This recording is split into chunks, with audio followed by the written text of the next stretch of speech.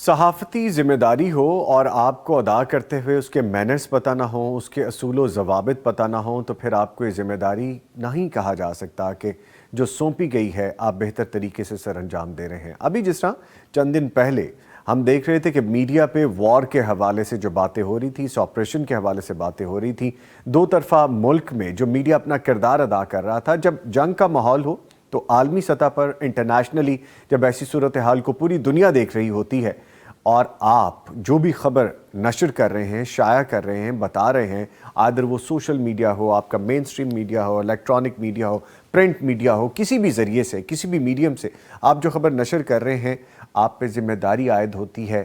ویسے تو یہ کام ہی بہت ذمہ داری کا ہے، لیکن جب آپ اس طرح کی صورتحال سے گزر رہے ہوں تو ذمہ داری اور بھی زیادہ ہو جاتی ہے۔ اس میں میڈیا کا کردار کیا ہونا چاہیے یا کیا رہا ہے، خاص طور پہ ان چند دنوں کے حوالے سے، اس پہ ہم بات کریں گے۔ اس وقت میرے ساتھ ایک معزز مہمان موجود ہیں، ڈاکٹر رانا شفیع خان پسروری صاحب، معروف صحافی ہیں، نامور اسلامک اسکالر ہیں اور ممبر اسلامی نظریاتی کونسل بھی ہیں۔ ان کو خوش آمدید کہیں گے شو میں۔ سر السلام علیکم۔ وعلیکم السلام ورحمۃ اللہ۔ سر شکریہ آپ تشریف لائے ہیں۔ آپ کا بھی شکریہ، آپ نے یاد فرمایا۔ Thank you very much, thank you very مچ۔ اچھا سر، جس طرح ابھی میں نے ٹاپک کے حوالے سے بات کی، اور ایز اے میڈیا پرسن آپ ماشاءاللہ استادوں میں سے ہیں، آپ گائیڈ کرتے ہیں، جو عمومی طور پر جنگ اور امن دونوں میں جو حالات ہوتے ہیں، اس پہ میڈیا کا بنیادی فریضہ کیا بن جاتا ہے؟ دیکھیے، میڈیا جو ہے اس حوالے سے یہ کہا جاتا ہے کہ یہ عکاسی کرتا ہے، اور عکاسی ہوتی ہے کہ یوں کا توں نشر کر دینا، کہ جو دیکھ رہے ہیں، جو حقیقت ہے اس کو بیان کر دیا جائے۔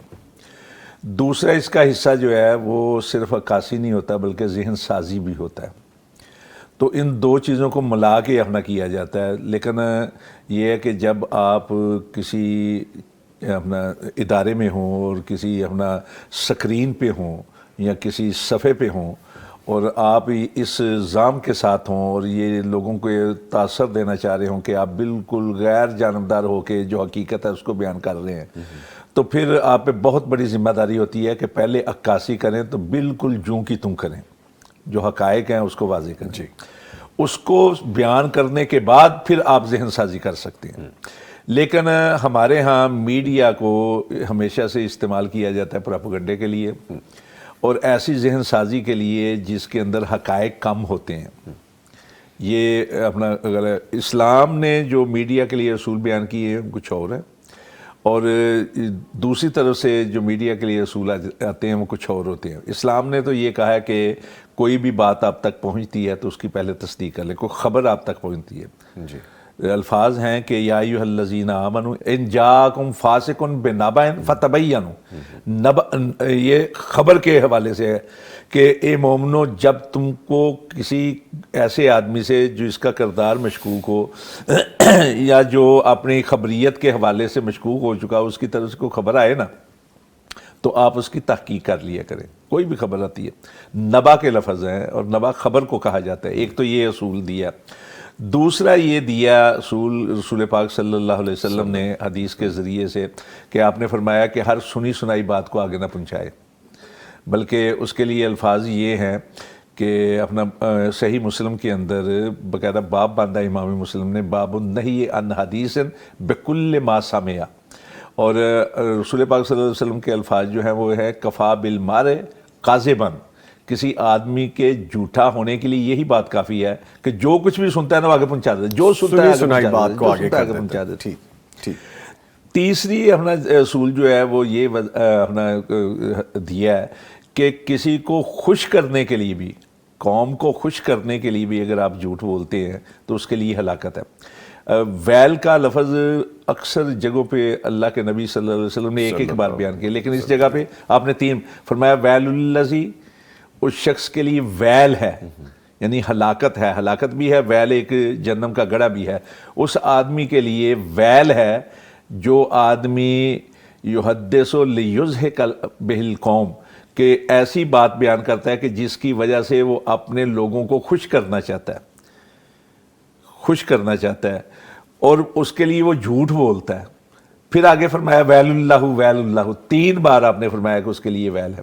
تو یہ اسلام نے اصول وضع کیے ہیں کہ آپ اگر کوئی مثلا آپ سکرین پہ آپ بیٹھے ہوئے ہیں، آپ پہ فرض عائد ہوتا ہے کہ آپ جب بیان کریں تو حقائق کو بیان کریں، اس کے بعد ذہن سازی کریں، اس کے بعد آپ فلسفہ بیان کریں، اس کے بعد توجیحات بیان کریں، اس کے بعد آپ پس منظر بیان کریں، سب کچھ بیان کریں. لیکن پچھلے دنوں میں جو کچھ ہوا میڈیا کے حوالے سے وہ انتہائی افسوسناک ہے. وہاں آپ نے دیکھا کہ کس طرح اچھل اچھل کے جوش جذبات کے ساتھ کہہ رہے تھے لاہور تباہ ہو گیا، جی کراچی. یہ میں مبالغہ میں نہیں کر رہا، یہ ان کے الفاظ ہیں. بلکہ یہ سر لفظ آپ سنیے کہ لاہور کی بندرگاہ، لاہور کی پورٹ، لاہور کی پورٹ اور بندرگاہ، یعنی یہ ان کو خبر ہی نہیں خبر ہی نہیں پتہ ہی نہیں ہے، اپنا علم نہیں ہے، علمیت کی کمی ہے. اب وہ بات ہی کیوں کرتے ہیں جس کے بارے میں آپ. لیکن کراچی تباہ ہو گیا، کراچی کے اوپر قبضہ ہو گیا اپنا، اور اسلام آباد تباہ ہو گیا. یہ حالانکہ کچھ بھی نہیں تھا. آپ نے کسی معمول کے اندر فرق دیکھا؟ نہیں جی، ہم ساری ذمہ داری سے یہ چیزیں جو ہیں اس نے صحافت کے ماتھے پر اور صحافت کے چہرے پر داغ لگا دی. اور اس کا نتیجہ یہ نکلا کہ جب لوگوں نے، ان کے سینئر صحافیوں نے، کچھ سنجیدہ لوگ بھی ہوتے ہیں ہر قوم کے اندر، وہ اسی لیے تو کہا تھا تم میں کوئی سمجھدار بندہ نہیں ہے. تو کچھ سمجھدار بندوں نے انہیں کہا کہ یار کیا کر رہے ہو، مذاق بن رہا ہے پوری دنیا کے اندر. پوری دنیا کا میڈیا جو ہے اس کو سارے حالات کا پتہ ہے، وہ تو دور سے بیٹھ کے دیکھتی ہے نا. تو ایسی باتیں جو ہیں وہ صحافت نہیں ہے. ایسی باتیں جو ہیں محض پراپیگنڈا اور محض کذب بیانی اور جھوٹ، مبالغہ میزی نہیں میں کہہ رہا، میں جھوٹ کے الفاظ. مبالغہ میزی ہوتا ہے کہ کچھ حقیقت ہوتی ہے اس کو بڑھا چڑھا کے بیان کرنا. یہ تو اکثر جھوٹ ہے جو آپ اکثر اپنا جھوٹ. ٹھیک ہے کہ الحرب خدا ایک لفظ ہے، الحرب خدا، یہ بھی حدیث کے الفاظ ہیں کہ جنگ جو ہے یہ چال کا نام ہے. لیکن خدا اور چیز ہے. کسی جنگ کے حالات کو بیان کرنا کچھ اور ہے. اگر جنگوں کے حالات اس طرح جھوٹ کی بنیاد پر بیان کیے جاتے تو تاریخ ساری کی ساری مشکوک ہو جاتی. ٹھیک ہے سر، اس پہ مزید بھی بات کرتے ہیں. کالر ہمارے ساتھ موجود ہیں، مہمان ہمیں جوائن کر چکے ہیں. ہمارے ساتھ موجود ہیں اس وقت ڈاکٹر ہارون الہی طور صاحب، جو کہ ڈائریکٹر نیوز ہیں پاکستان ٹیلی ویژن. ان کو خوش آمدید کہیں گے اپنے شو میں. ڈاکٹر صاحب السلام علیکم. ڈاکٹر صاحب بہت شکریہ آپ نے وقت نکالا ہے. آپ ایز اے نیشنل جو میڈیا ہے، نیشنل ہمارا جو چینل ہے، اس پہ آپ جو ذمہ داری سر انجام دے رہے ہیں، ایگزیکٹ اسی پہ ہماری آج گفتگو بھی ہے. ابھی چند دن جو گزرے ہیں ڈاکٹر صاحب، امن اور جنگ کے حوالے سے اور میڈیا کے کردار کے حوالے سے ہم بات کریں گے کہ امن اور جنگ کے درمیان جو جھولتا ماحول ہے، اس میں قومی میڈیا کا، جو نیشنل میڈیا کا جو سب سے اہم اصول ہے، یا کون سے ایسے پوائنٹس ہیں یا کون سی ایسی چیزیں ہیں جن کو مد نظر رکھنا ضروری ہوتا ہے؟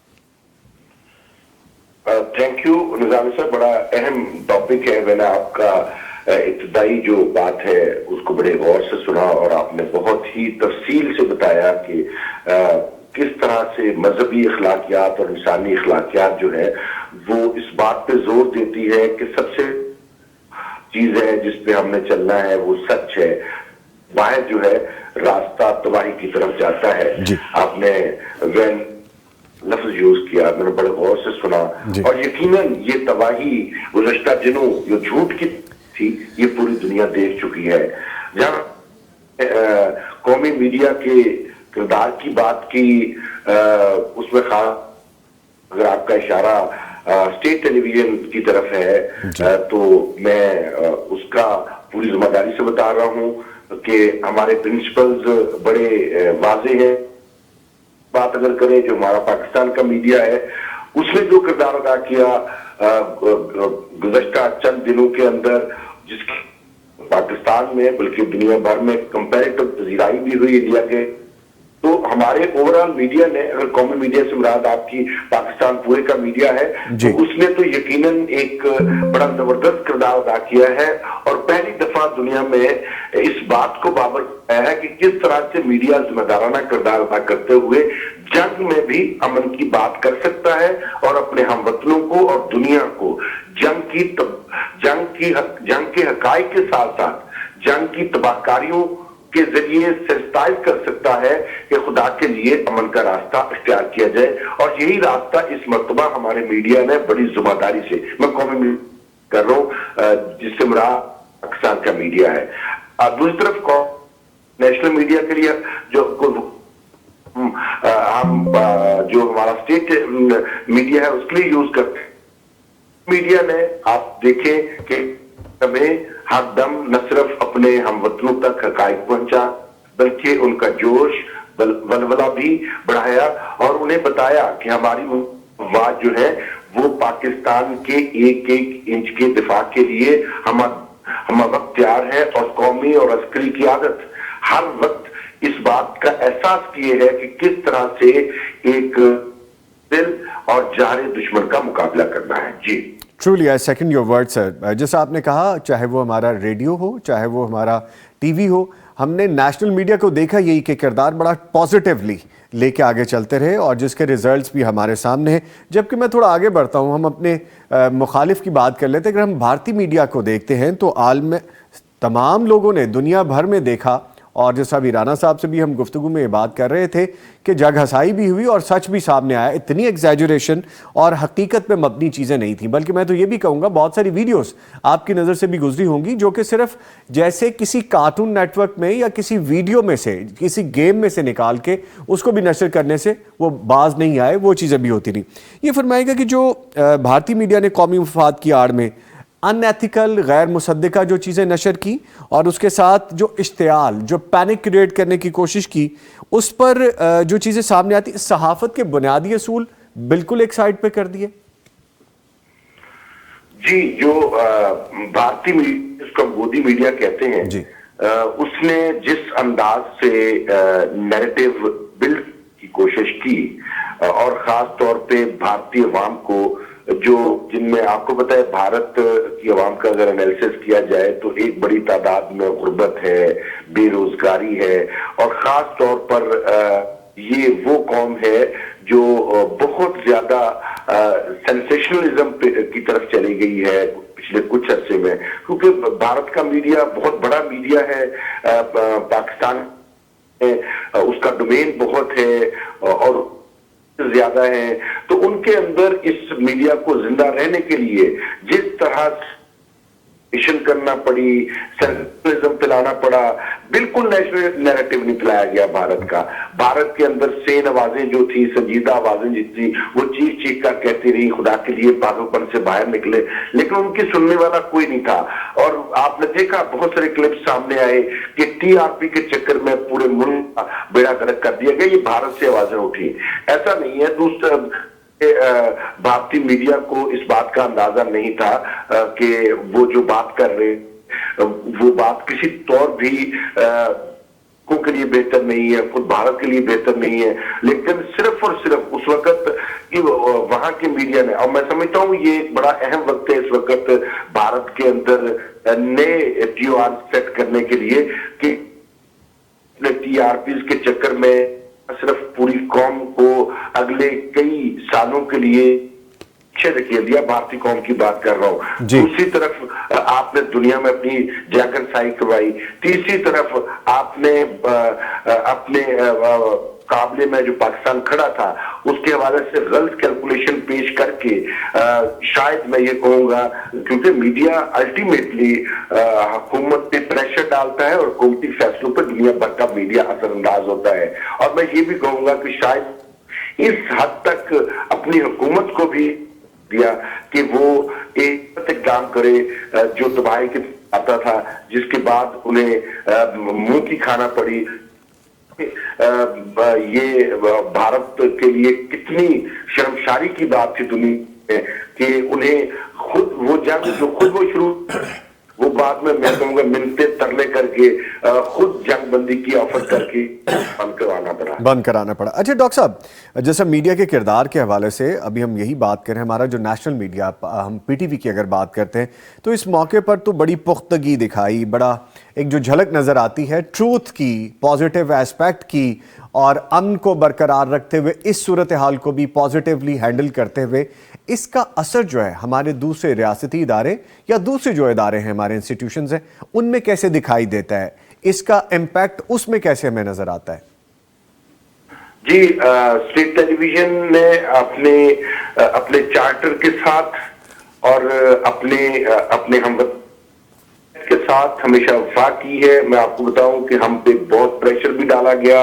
हमें आपको पता ही है कि कहा जाता है टेलीविजन बहुत بہت آہستگی سے بات کرتا ہے, سنجیدگی سے بات کرتا ہے, جی. اس طرح سے بات تو نہیں چلتی, اس طرح سے چینلز مارکیٹ سے آؤٹ ہو جاتے ہیں, لیکن اس کے باوجود ہم اپنی روایت پر برقرار رہے, کی روایت کو نہیں چھوڑا, ہم نے سنجیدگی کی روایت کو نہیں چھوڑا, اور خاص طور پہ ہم نے حقائق صحیح انداز میں صحیح رخ کے ساتھ اور پاکستانیت کو فروغ دیتے ہوئے کی روایت سے ہم نے پریشر برداشت کیا, ہمارے ایڈیٹر نے, ہمارے پروڈیوسرز نے, ان مشکل حالات میں بھی ہم ایک سنجیدہ کنٹینٹ جو ہے پوری دنیا تک پہنچاتے رہے, اور الٹیمیٹلی اس کی پذیرائی ہوئی.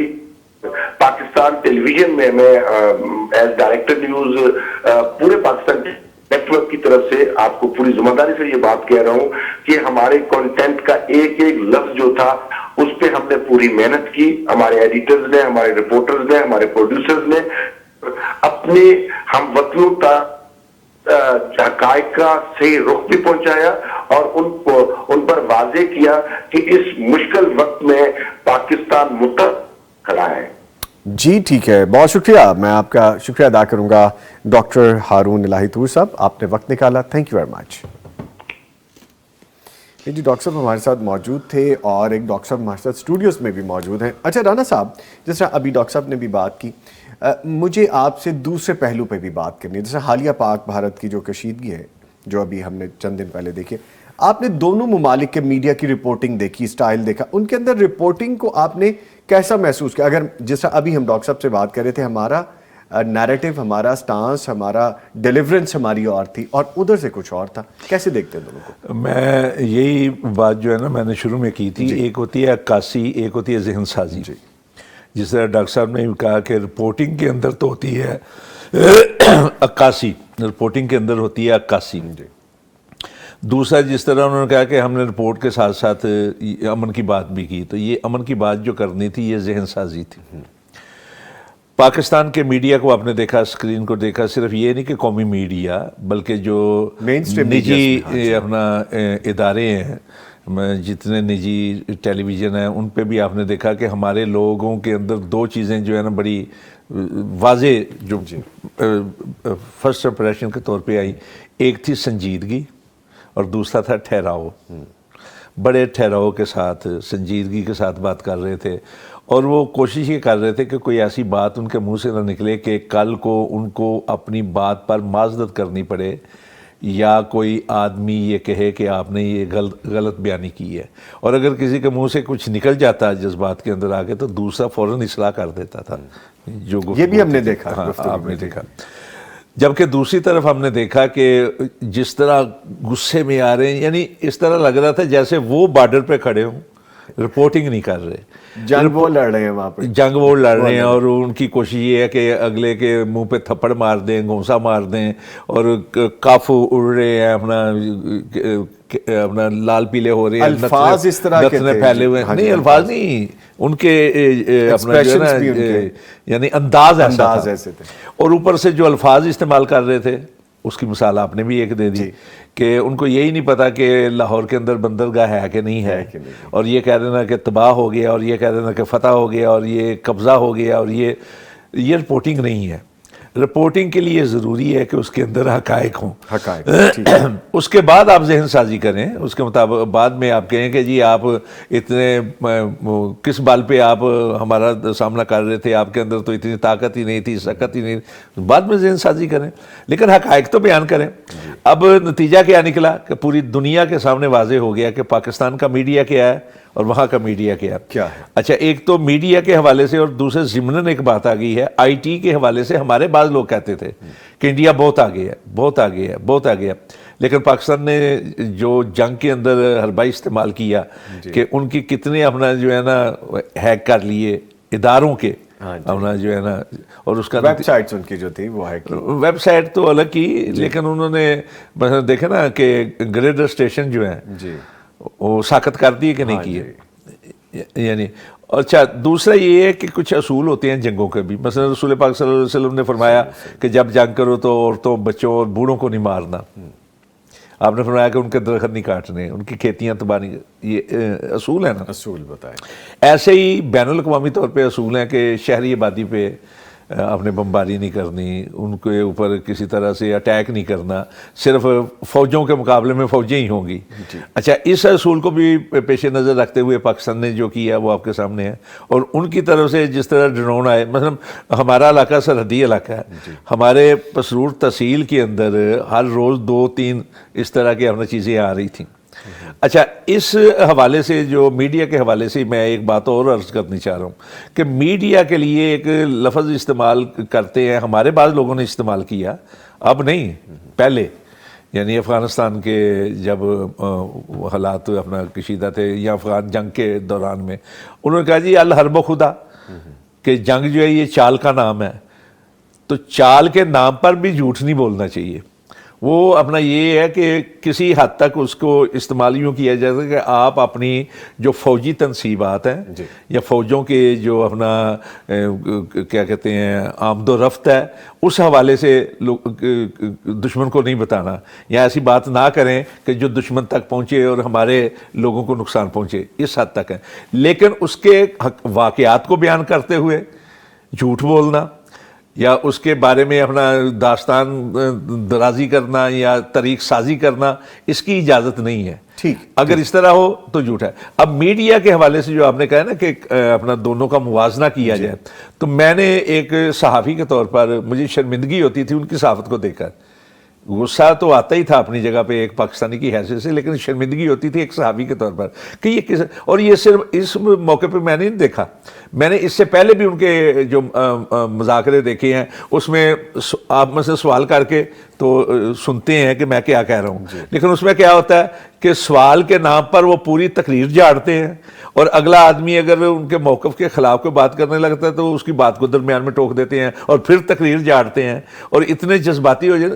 یہ نظر ہی نہیں آتا کہ یہ صحافت کہاں سے انہوں نے سیکھی ہے، کوئی سیکھی بھی ہے کہ نہیں سیکھی، یا آ کے بیٹھ گئے ہیں اور یہ لوگ صحافی ہیں یا یہ لوگ جو ہیں باقاعدہ لڑاکے ہیں. That's the point. آپ نے کہا کہ پتہ نہیں سیکھی بھی ہے یا نہیں سیکھی، یہ کون سی صحافت ہے. ان کے اپنے لوگ جو سینئر صحافی، جیسے آپ نے کہا کہ میچور صحافی جو ہے، سیزنڈ ہے، انہوں نے خود کہا ہے کہ یہ کون سی صحافت تھی. انڈیا کے اندر رہتے ہوئے ان کے اپنے جرنلزم ان کو شرمندگی ہو رہی تھی، جس طرح مجھے شرمندگی ہو رہی تھی، کیونکہ ہم وابستہ ہیں اسی پیشے سے، ہم وابستہ ہیں اسی کام سے جو وہ کام کرے. اچھا سر، ایک تو یہ بات ہے. دوسرا یہ بتائیے گا کہ جس انداز سے جھوٹے بیانیے دینا، جیسے اپنے آغاز میں یہ بات کی تھی، اور جعلی ویڈیوز کا سہارا لینا، اور اس کے ساتھ ساتھ اس کو صحافت میں شامل کر لینا، یہ کس طرح سے ہے؟ یہ صحافت نہیں ہے، یہ صحافت نہیں ہے، یہ سوائے جھوٹ کے، کذب کے، دروغ گوئی کے اور ایک جنگی حربے کے، اور کچھ بھی نہیں ہے.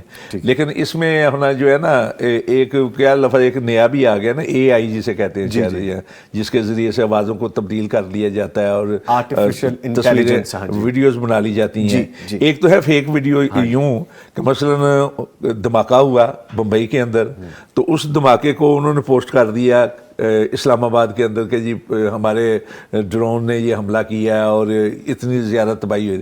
اچھا، ڈرون سے تباہی کم ہوتی ہے، میزائل سے زیادہ ہوتی ہے. اچھا، ایک تو یہ بات ہے. دوسری اپنا چیز جو تھی نا کہ یہ اس قسم کی اپنا ویڈیوز، پھر میں نے اپنا دیکھا مثلا کئی لوگ سوشل میڈیا پہ ہمارے ساتھ اٹیچ ہے نا، فیس بک پہ، انڈیا کے بھی ہیں، اپنا بنگلہ دیش کے بھی ہیں، جہاں جہاں لوگ ہیں ان کے اپنا فیس بک، تو اس پہ انہوں نے شہباز شریف صاحب کی تقریر اپنا یعنی بنانے کی کوشش کی اے آئی کے ذریعے سے، اور اس میں شہباز شریف صاحب کہہ رہے ہیں میں دہائی دیتا ہوں امریکہ کو کہ میں ہمارے اندر درمیان ہے، یعنی صاف نظر آ رہا تھا کہ سوائے جھوٹ کے، غلط بیانی کے اور کچھ بھی نہیں ہے. اچھا، اس طرح کے انداز اختیار کرنا، اس کا نتیجہ یہ نکلتا ہے وقت بڑی تیزی کے ساتھ گزرتا ہے، اور گزرتا وقت بتا دیتا ہے کہ جھوٹ کیا تھا، سچ کیا ہے. اور جس طرح کے بتایا گیا، مطلب ایک ہی دن میں صبح انہوں نے کچھ کہا، رات ہی میں جب پتہ چل گیا تو ان کو معذرت کرنی پڑی، ان کے بڑوں کو معذرت کرنی پڑی، ان کے سینئر لوگوں کو معذرت کرنی پڑی. تو یہ انداز جو ہے یہ صحافت نہیں ہے. ٹھیک ہے، یہ سوائے جھوٹ کے، کذب بیانی کے اور کچھ بھی نہیں ہے. اچھا سر، ایک چیز مجھے بریک کی طرف جانا ہے جو میں لاسٹ میں چاہوں گا کہ آپ ضرور شیئر کیجئے. ایسی ہی جھوٹی خبریں نشر کرنا, ایسی جھوٹا پروپیگنڈا کرنا, آپ جس کے خلاف کر رہے ہیں وہ تو دیٹ از اندر اسٹوری, اس کا تو معاملہ ہی الگ ہے, لیکن کیا اپنی ہی عوام, اپنے ہی لوگوں کے ساتھ آپ نقصان کے باعث نہیں بن رہے آپ؟ یہ اہم چیز ہے, اور میں اس پہ زور دیتا رہا ہوں اپنے خطبات میں بھی, اپنی گفتگو کے اندر. سورہ احزاب کی آیت نمبر 60 اور آیت نمبر 61 کے اندر ان چیزوں کو بیان کیا گیا کہ ایک 3 قسم کے لوگ ہیں. سورہ احزاب کی آیت نمبر 60 کے اندر کہ لَئِن لَّمْ يَنْتَهِ الْمُنَافِقُونَ وَالَّذِينَ فِي قُلُوبِهِم مَّرَضٌ وَالْمُرْجِفُونَ فِي الْمَدِينَةِ. منافق لوگ ایسا کام کرتے ہیں. دوسرا, جن کے دلوں کے اندر کچھ مرض ہوتا ہے, منافقت ہوتی ہے, کچھ عجیب قسم کا ٹیر پن ہوتا ہے. تیسرے ہیں مرجفون فی المدینہ, شہروں کے اندر افواہ سازی کرنے والے, افواہیں پھیلانے والے. یہ تینوں قسم کے ایسے ملزم ہیں کہ جن کے لیے تعزیر بیان کی گئی ہے. تعزیر ہوتی ہے 10 کوڑوں سے لے کر قتل تک سزا. ان کی جرم کی سنگینی کو دیکھتے ہوئے سزا ضرور دینی چاہیے ان کو. اور ایسے لوگ جو ہیں وہ اسٹیٹ کے مجرم ہوتے ہیں, وہ مسلمانوں کے مجرم ہوتے ہیں, وہ اسلام کے مجرم ہیں. مرجفون فی المدینہ جو ہے نا, وہ لوگ ہوتے ہیں جو اضطراب پیدا کرتے ہیں اپنی افواہوں کے ذریعے سے لوگوں کے اندر. جو اپنے مثلا افواہ سازی کیا ہوتی ہے کہ ایک دشمن کی طرف سے بات آئی, اس کو پھیلانا شروع کر دیا, شیئر کرنا شروع کر دیا. دوسرا یہ ہے کہ اپنے لوگوں کے خلاف, اپنی فوجوں کے خلاف افواہ پھیلانا, تاکہ جو لوگ ہیں آپ کے عوام ہیں, مثلا پاکستان کے یہ حالات پیدا ہوئے, تو ایسے میں ایسی باتیں کرنا کہ جن کی وجہ سے لوگوں کے دل ٹوٹ جائیں, ان کے حوصلے پست ہو جائیں, ان کے اندر اضطراب پیدا ہو جائے, ان کے اندر پریشانی پیدا ہو جائے, وہ کچھ اور سوچنا شروع کر دیں. یہ ہیں وہ لوگ جن کو مرجفون کہا گیا ہے, مرجفون فی المدینہ. اور ان کے لیے کڑی سے کڑی سزا جو ہے نا, وہ دیکھیے ہاتھی بعض اوقات وہ لکڑی نہیں توڑ سکتا جو دیمک اندر ہی اندر کھا جاتی ہے. یہ لوگ دیمک سے زیادہ جو ہے نا دشمن ہوتے ہیں, اور بیرونی دشمن سے کہیں زیادہ خطرناک ہیں اندرونی دشمن. ٹھیک ہے, ٹھیک ہے. دشمن نے بات پھیلائی, آگے شیئر کرنی شروع کر دی. 3 قسم کے یہ حربے استعمال کرتے ہیں. ایک تو یہ ہے کہ دشمن کی پھیلائی ہوئی باتوں کو اپنے لوگوں میں پھیلاتے ہیں. دوسرا یہ کرتے ہیں کہ جس کی وجہ سے حوصلے ٹوٹ جائیں اور اپنی طرف سے باتیں بنا کے پیش کر رہے ہیں. تیسرا یہ کرتے ہیں کہ اپنی افواج کے خلاف بھی باتیں کرتے ہیں, اور اپنے افواج کی جو ہوتی ہے نا نقل و حمل, اس کو بھی نشر کرنا شروع کر دیتے ہیں تاکہ دشمن کو فائدہ پہنچے. پاکستان کے اندر اللہ کا شکر ہے کہ بہت کم تھے, سارے طبقات اکٹھے تھے, لیکن اس کے باوجود بعض لوگ ایسے تھے جو اپنی سیاسی وابستگی کی وجہ سے یا اپنے لیڈر کے ساتھ محبت کی وجہ سے وہ اپنا سب کچھ بھول گئے تھے. وہ ایسی باتیں پھیلا رہے تھے جس سے ملک دشمن کو اپنا فائدہ پہنچے اور اپنی افواج کو نقصان پہنچے. ٹھیک ہے. لیں جی, اس پہ گفتگو ہم نے جتنی اس وقت میں ہو سکتی تھی وہ کی, اور پازیٹیو ایسپیکٹ ہمیشہ چن لینے چاہیے. الحمدللہ اس بات پہ بھی ہمیں فخر محسوس ہوتا ہے کہ اگر ان حالات سے بھی ہم گزر رہے تھے تو ہم اپنے میڈیا کے جو کردار کو دیکھتے ہیں وہ بڑا پازیٹیو اور بڑا اہم رہا, جس میں حوصلے بھی پست نہیں ہوئے, اور ہم اپنی آرمڈ فورسز کے ساتھ بھی کھڑے رہے, اور اللہ تعالیٰ نے نصرت ہمارے مقدر میں کی. لے جی, یہاں پہ ایک وقفہ ہے. وقفے کے بعد جب ہم دوبارہ حاضر ہوں گے تو ہم بات کریں گے سینیٹر پروفیسر ساجد میر رحمۃ اللہ علیہ کی قومی اور عالمی خدمات کے حوالے سے. ملتے ہیں ایک بریک کے بعد.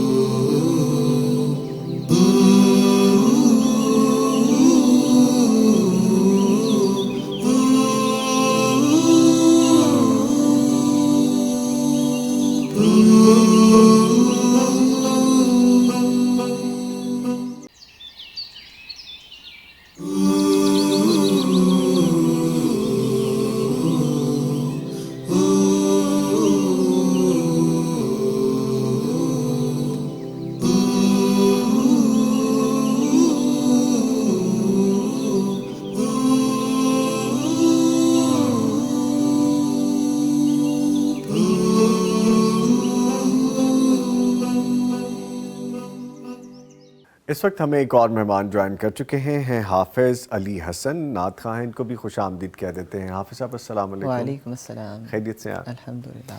آج آپ کیا سنانے والے ہیں ہمیں؟ آج انشاءاللہ آپ کو ملی نغمہ سنانے والے ہیں۔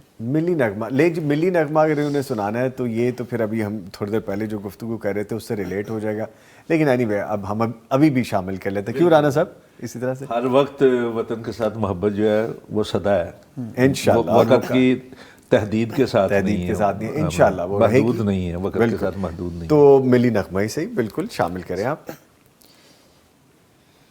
میرے پیارے وطن تو سلامت رہے، تو سلامت رہے، تو سلامت رہے، میرے پیارے وطن تو سلامت رہے، تو سلامت رہے، تو سلامت رہے، میرے اجداد کی محنتوں کا نشان، میرے اسلاف کی عظمتوں کا بیان، یادگار زمن تو سلامت رہے، تو سلامت رہے، تو سلامت رہے، میرے پیارے وطن تو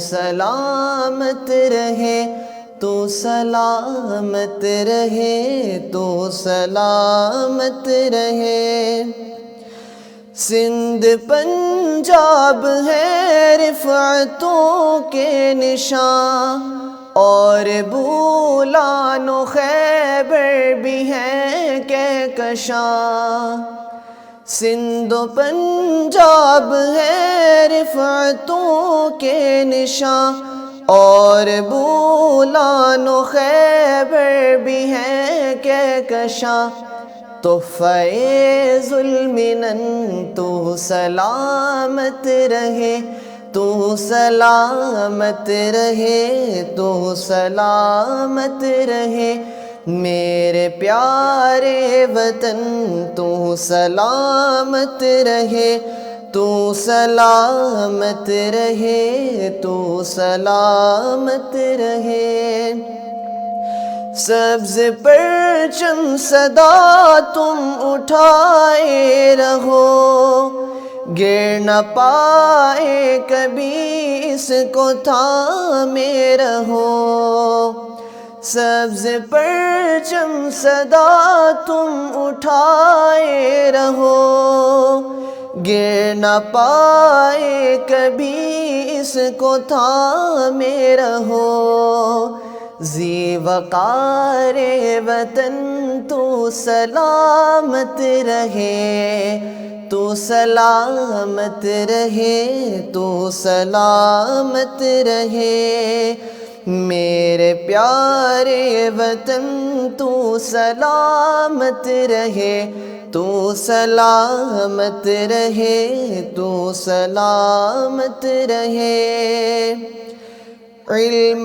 کی روشنی ہر جگہ ہم کریں، اس کی تعمیر کا یوں صدا دم بھرے، علم کی روشنی ہر جگہ ہم کریں، اس کی تعمیر کا یوں صدا دم بھرے، رونق علم و فن تو سلامت رہے، تو سلامت رہے، تو سلامت رہے، میرے پیارے وطن تو سلامت رہے، تو سلامت رہے، تو سلامت رہے، اے وطن تیری خاطر ہے عزت ملی، راحت جاں ملی اور محبت ملی، اے وطن تیری خاطر ہے عزت ملی، راحت جا ملی اور محبت ملی، سایہ جان و تن تو سلامت رہے، تو سلامت رہے، تو سلامت رہے، میرے پیارے وطن تو سلامت رہے، تو سلامت رہے، تو سلامت رہے۔ انشاءاللہ تعالی، انشاءاللہ تعالی، انشاءاللہ تعالی، آمین۔ وطن تو سلامت، تو سلامت رہے، زی وقار وطن تو سلامت رہے، ماشاءاللہ۔ نہیں جی، جزاک اللہ، بہت خوبصورت پڑھا ہے آپ نے۔ اور جب آپ پڑھ رہے تھے نا تو ایک ایسی چیز جو کسی بھی محب وطن کے اندر ہونی چاہیے، وہ ایک فیل ہوتی ہے، وہ ایک احساس ہوتا ہے، اور جن دنوں سے ابھی ہم چند دن پہلے گزرے ہیں تو یہ ایک جذبہ اور اندر بڑھتے ہوئے محسوس ہو رہا تھا۔ آپ کے آنے سے پہلے میں اور رانا صاحب یہی بات کر رہے تھے۔ اللہ تعالیٰ سلامت رکھے جی، انشاءاللہ تعالیٰ ہمارے پاکستان کو، ہمارے پیارے پاکستان کو، وطن عزیز کو۔ سر ابھی ہم گفتگو کرتے ہیں سینیٹر پروفیسر ساجد میر رحمۃ اللہ علیہ کے حوالے سے، ان کے قومی اور عالمی جو سروسز ہیں، خدمات ہیں، ان کے حوالے سے۔ ماشاءاللہ آپ کا بھی بڑا ساتھ رہا ہے، ایک وقت گزرا ہے۔ فرمائے گا کہ جو میر صاحب کی طبیعت، ان کی جو شخصی علمی وقار اور دینی حکمت، سیاسی تدبر، بہت ساری شخصیات ہیں، ایک امتزاج ہے ان کی ایک شخصیت میں بہت ساری چیزوں کا۔ کس زاویے سے آپ دیکھتے ہیں؟ کیا چیز زیادہ آپ کو نظر آتی ہے؟ کیا اچھا لگتا ہے، وہ زیادہ محسوس ہوتا ہے؟ آپ نے بہت اچھا کہا کہ ہمیں جہت شخصیت تھے۔ حقیقت یہ ہے کہ ایسے لوگ بہت کم دکھائی دیتے ہیں، بالخصوص اس دور میں جب کہ افراد تو بہت زیادہ ہیں لیکن انسان کم ہیں۔ میں وطن کے کچھ اپنا جو ہے نا اشعار کے ساتھ ان کو متعلق کرنا چاہتا ہوں، اور اس حوالے سے مثلاً ساغر نے کہا تھا کہ چمن چمن کلی کلی روش روش پکار دو، وطن کو سرفروش دو، وطن کو جان نثار دو، جو اپنے غیظ بے کراں سے کوہسار پیس دیں، جو آسماں کو چیر دیں ہمیں وہ شاہ سوار دو۔ اور یہی ہے عظمتوں کا ایک اصول جاویداں حضور، امیر کو شجاعتیں غریب کو وقار دو۔ یہ جو آخری شعر ہے نا، اس پہ اگر کسی شخصیت کو پورا اترتا ہوا اور اترا ہوا میں نے دیکھا تو پروفیسر ساجد میر تھے۔ وطن کے ساتھ محبت ان کے خاندان کا ایک خاصہ رہا ہے۔ تحریک پاکستان کے 2 گولڈ میڈل جو حکومت کی طرف سے، نظریہ پاکستان کی طرف اکیڈمی کی طرف سے ان کو ملے، وہ ان کے گھر کے اندر ہیں۔ ایک ان کے دادا، یعنی دادا کے بھائی تھے، دادا ہی تھے، حضرت امام الحسن مولانا محمد ابراہیم میر سیالکوٹی کو بعد از مرگ ملا۔ ایک ان کے برادر نسبتی خواجہ محمد طفیل کو ملا۔ اور خود حضرت پروفیسر ساجد میر صاحب کی اکثر تقاریر جو ہیں سینٹ کے اندر بھی باہر کے، وہ وطن سے محبت کی دلیل ہیں۔ وہ دین اسلام کی روشنی میں وطن کی محبت کی بات کیا کرتے ہیں۔ بلکہ چونکہ سینٹ کے اندر وہ کشمیر کمیٹی کے چیئرمین بھی تھے، تو ایک دفعہ ایک انڈین ٹی وی نے ان کو لیا، یہ سوشل میڈیا پہ عام ہے ان کی جو گفتگو انڈین میڈیا کے ساتھ ہوئی، تو وہی انداز جو ہم کہہ رہے ہیں کہ وہ پہلے بات کریے جا رہے تھے، تو پروفیسر صاحب کہہ رہے ہیں کہ میری بھی سنیں گے، یہ سوال کریں گے، تو بعد میں پھر ان کے میڈیا کے اوپر جو انہوں نے کشمیر کے حوالے سے گفتگو کی، پاکستان کے حوالے سے، پاکستانیت کے حوالے سے، وہ ان کی وطن سے محبت کی دلیل ہے۔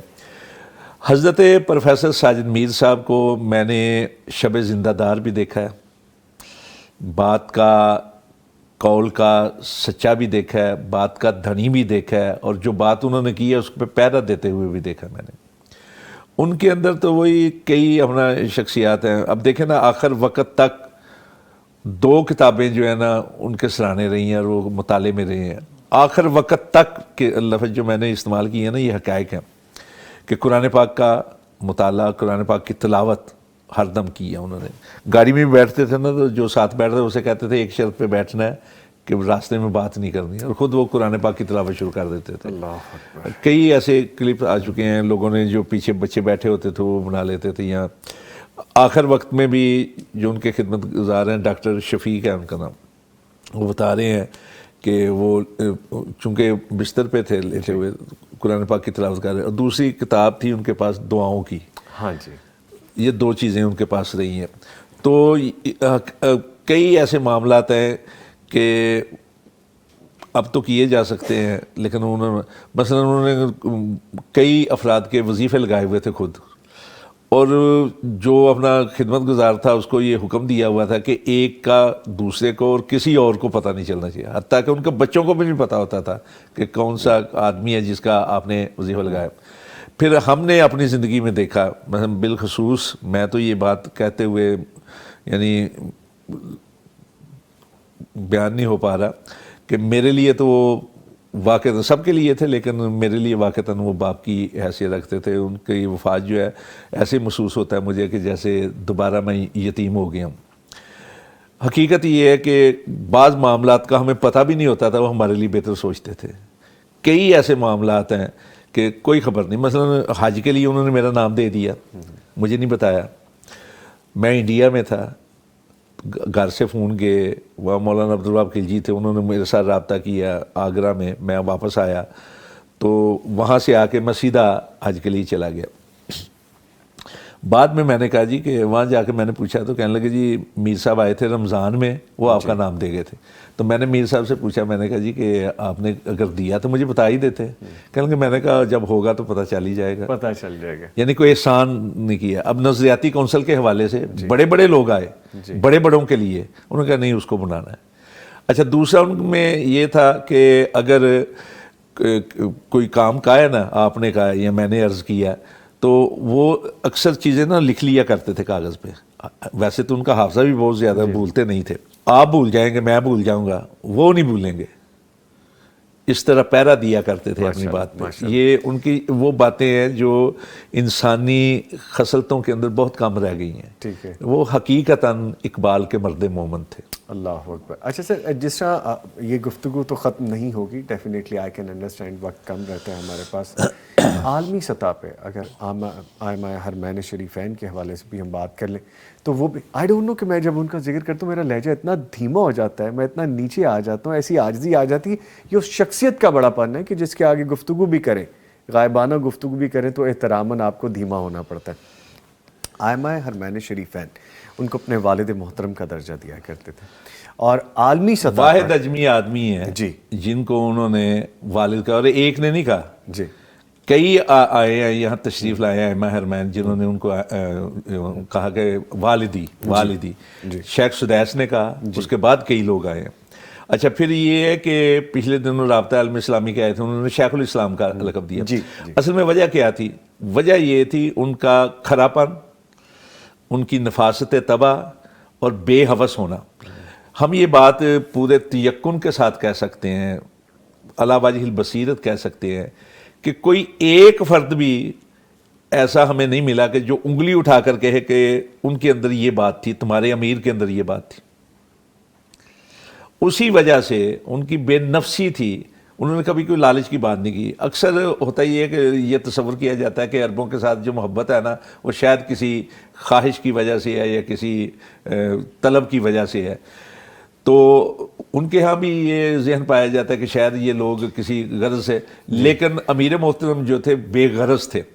جب بھی بات کی ہے انہوں نے اسلام کی بات کی، دین کی بات کی، نیکی کی بات کی، اور بے نفسی کے ساتھ کی ہے۔ اچھا جو آپ فرما رہے بے غرضی کے ساتھ۔ جی، عالمگیر شخصیت کے حوالے سے میرے ذہن میں میں وہی عرض کر رہا ہوں کہ عالمگیر شخصیت، اب رابطہ عالم اسلامی کہ اپنا سیکرٹری جنرل جو ہیں وہ کہہ رہے ہیں کہ یہ شیخ الاسلام ہے، جی تو کسی وجہ کے بغیر تو نہیں کہہ رہے ہیں۔ اس کی بنیادی وجہ یہ تھی کہ وہ ایک تو تاسیسی ممبر تھے رابطہ اسلامی کے، دوسرا جتنی بھی وہاں کانفرنسیں ہوئیں ان کے اندر جو انہوں نے گفتگو کی، اس گفتگو کی وجہ سے جو عالم اسلام کے فوائد تھے یا عالم اسلام کو جو فوائد پہنچے تھے وہ ان لوگوں نے دیکھے ہوئے تھے۔ پھر یہ ہے کہ پروفیسر ساجد میر صاحب ایک وقت تھا کہ چونکہ وہ مرکزی جمعیت اہل حدیث کے امیر تھے، ایک وقت آیا کہ جنوبی ایشیا کی ایک تنظیم بنی، اتحاد جمعیات، تو اس کے بھی انہوں نے امیر بنا لیا. اس میں انڈیا کی جمعیت بھی تھی، نیپال کی تھی، بنگلہ دیش کی بھی تھی. ابھی بھی بنگلہ دیش میں وہ گئے ہیں، تو انہوں نے جس انداز سے اپنا ویلکم کہا اور جس انداز سے فائدہ اٹھایا. پھر اس کے بعد فلپائن کے اندر، فلپائن میں بھی گئے تو بات کی، تو ان لوگوں نے اپنا جو ہے انہوں نے کہا جی کہ برطانیہ کے اندر کئی سفر میں نے ان کی جو ہے نا معیت کے اندر کیے، اور میں نے دیکھا کہ وہاں جا کے. اور آپ کو ایک بات اور بتاؤں، پاکستان میں بہت پہلے سے اپنا جو ہے نا ان کا خاندان بہت کام کیا، لیکن جب پاکستان سے باہر گئے نائجیریا کے دور کے اندر، تو اس وقت انہوں نے امریکہ میں، کینیڈا میں، برطانیہ کے اندر، نائجیریا کے اندر، یعنی افریقی ممالک کے اندر اسلام کی وکالت جس انداز میں کی، اس کا عکس اگر آپ نے دیکھنا ہے نا، اس کا مطالعہ تو وہ عیسائیت جو ان کی کتاب ہے اس کے اوپر دیکھیں، اکثر گفتگو کیا کرتے تھے. سوری میں آپ کی بات ہو چک رہا ہوں، اس کو مزید بھی آگے لے کے چلیں گے. ہمیں اس وقت جوائن کر چکے ہیں جی ایک اور مہمان، جناب عبدالمالک مجاہد صاحب، ایم ڈی ہیں دارالسلام انٹرنیشنل کے اور وائس چیئرمین پیغام ٹی وی ہیں. ان کو خوش آمدید کہیں گے اپنے شو میں. سر السلام علیکم.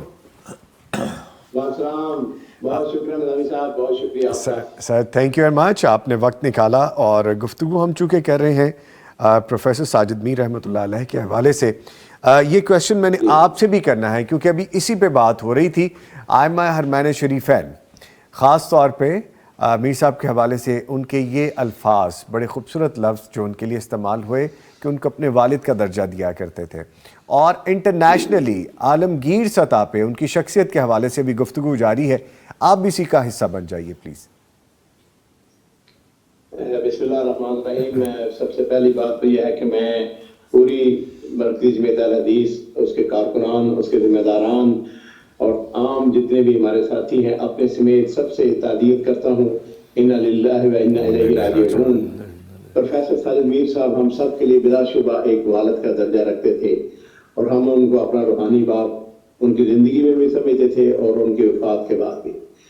دیکھیے، میں یہ کہہ سکتا ہوں کہ میرا ان کے ساتھ جو تعلق ہے وہ تقریباً 38 سال سے.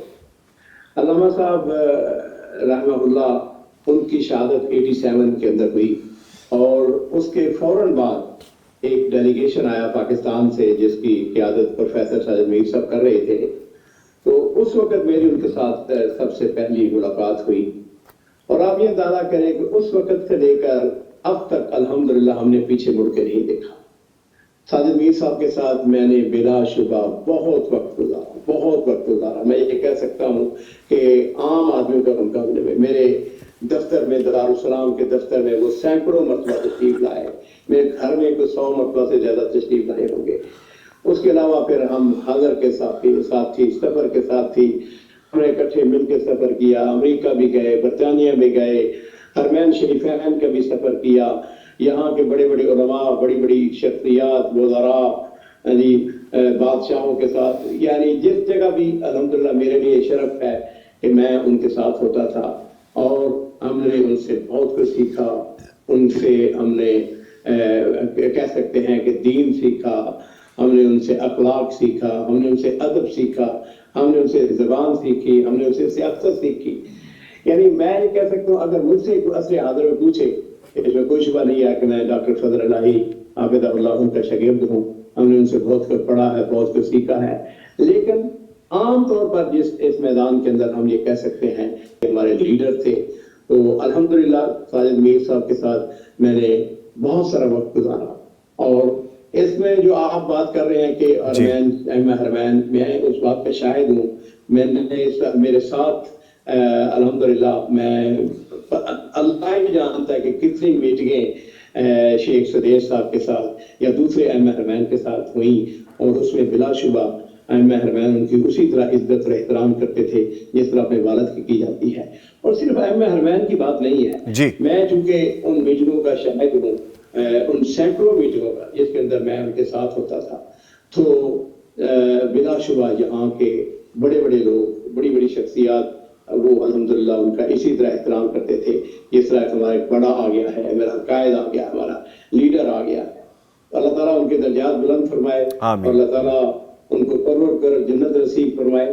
وہ ہماری مربی تھے, ہمارے محسن تھے, ہم نے ان سے بہت کچھ سیکھا. ٹھیک ہے. اچھا جس سے سر ابھی یہ بات ہو رہی ہے تو اس سے پاکستان اور سعودی عربیہ کے تعلقات, خاص طور پہ جو مقام, جو درجہ, جو اہمیت, جو شخصیت کا جو مقام دیا گیا تھا میر صاحب کو, اس حوالے سے دونوں ممالک کے تعلقات پہ بڑا خوبصورت ایک امپیکٹ اثر آیا تھا, وہ بھی بیان کر دیجئے اسی تناظر میں کہ جو ان کو عزت دی جاتی تھی, احترام دیا جاتا تھا. جی, اس میں پہلی بات تو یہ ہے کہ میں ضرور اس بات کا اعادہ کروں گا, اور ہم سب جانتے ہیں کہ پاکستان اور سعودی عرب کے تعلقات ہمیشہ سے بہت ہی اچھے, بہت ہی دوستانہ رہے ہیں. جی. اور ان جو تعلقات ہیں ان کو پروان چڑھانے میں, ان کو مزید آگے بڑھانے میں ہماری ان شخصیات کا بہت بڑا تعلق اور بہت بڑا کردار ہے. کیونکہ جب بھی ملاقات ہوتی حکمرانوں کے ساتھ یا بڑے لوگوں کے ساتھ, وزراء کے ساتھ, بڑی بڑی شخصیات کے ساتھ, تو ظاہر بات ہے کہ وہ اس حوالے سے ہوتی کہ پاکستان سعودی عرب کے ساتھ تعلقات کے حوالے سے بات ہوتی, عوام کے ساتھ کہ ایک دوسرے کے عوام کے مفاد کیا ہیں. اور پھر یہ دیکھا ہم نے کہ ان تعلقات کے نتیجے میں الحمدللہ سعودی عرب نے پاکستان کی ہمیشہ ہر معاملے میں, ہر مشکل وقت میں مدد کی. اور وہ یہ سلسلہ جو ہے, اور مجھے یہ بات تھوڑا سا میں پیچھے لے جانا چاہوں گا جی, کہ آل سعود کے ساتھ مرکزی جمعیت اہل حدیث کا جو تعلق ہے ہمارے علماء اکرام کا, یہ ہندوستان پاکستان بننے سے پہلے کا.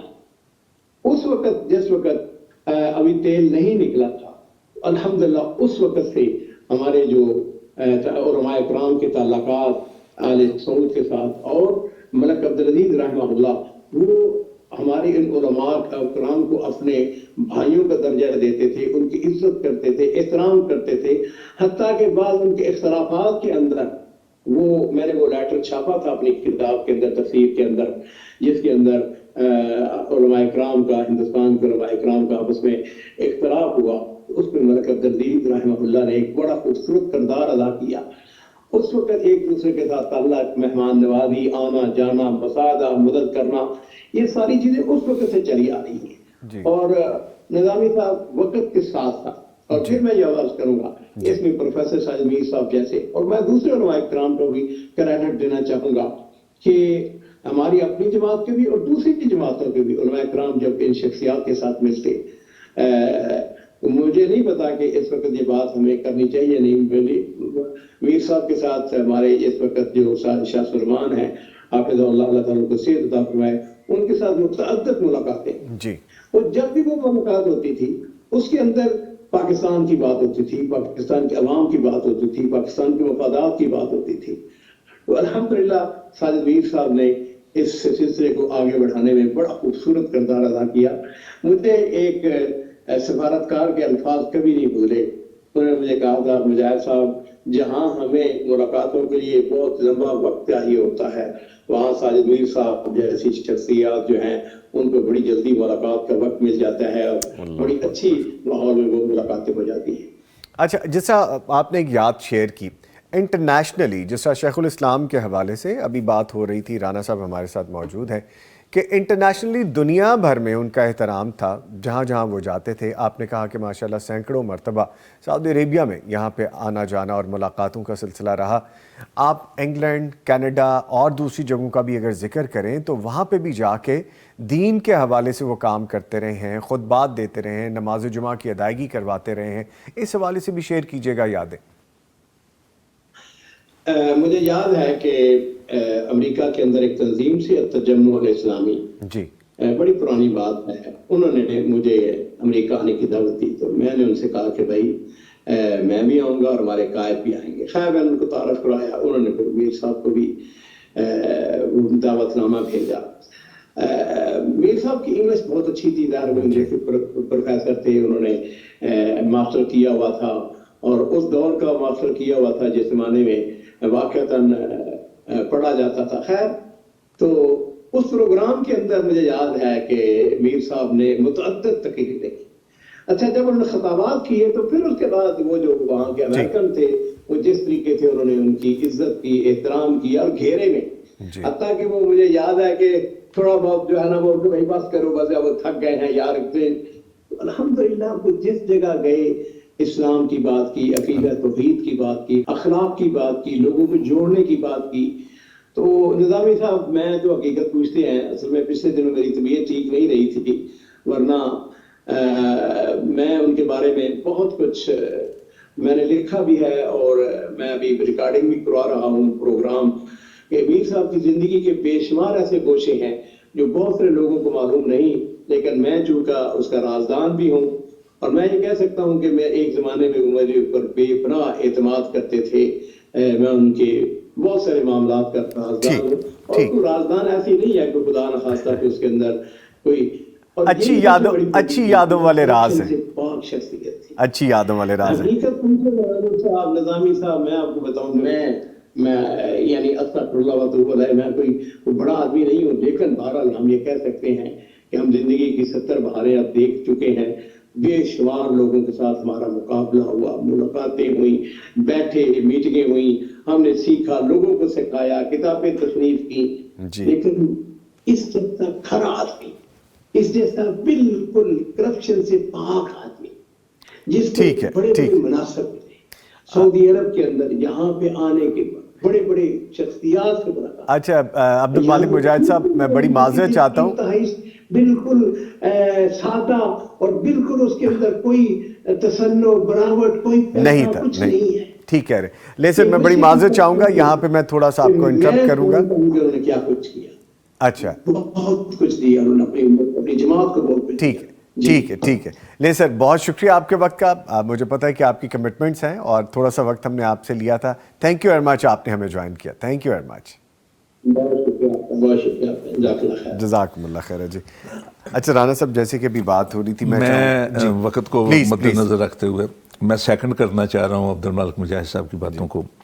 واقعتاً بہت زیادہ بہتر تعلقات اور اچھے تعلقات تھے ان کے ساتھ, واقعتاً بہت گہرا تعلق تھا. لیکن میں جو سیکنڈ کرنا چاہ رہا ہوں وہ سعودی عرب کے ساتھ پاکستان کے تعلقات کے حوالے سے.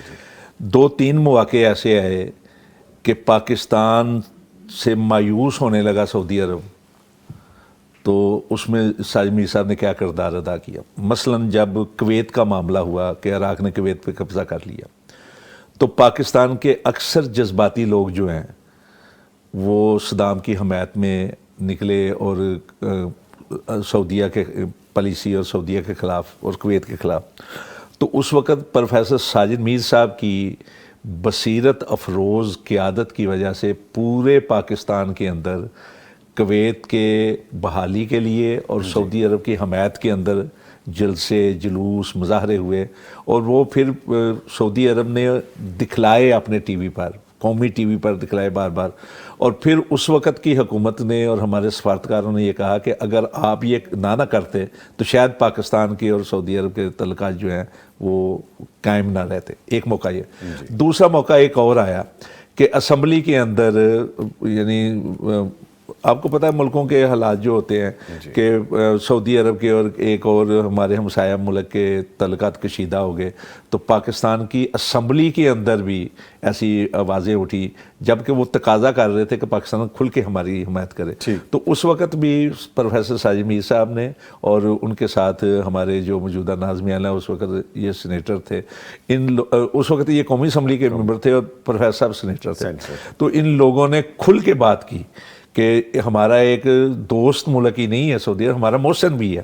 تو یہ صورت حالات تھی کہ جن کی وجہ سے بہت اچھا کردار کیا. اور پاکستان کے اندر بھی آپ نے دیکھا ہے کہ تمام مکاتب فکر کے لوگ جو ہیں ان کی حمایت میں بول رہے ہیں, اس لیے کہ وہ بے نفسی کے ساتھ بات کرتے تھے. اتحاد بین المسلمین کے بہت بڑے داعی تھے.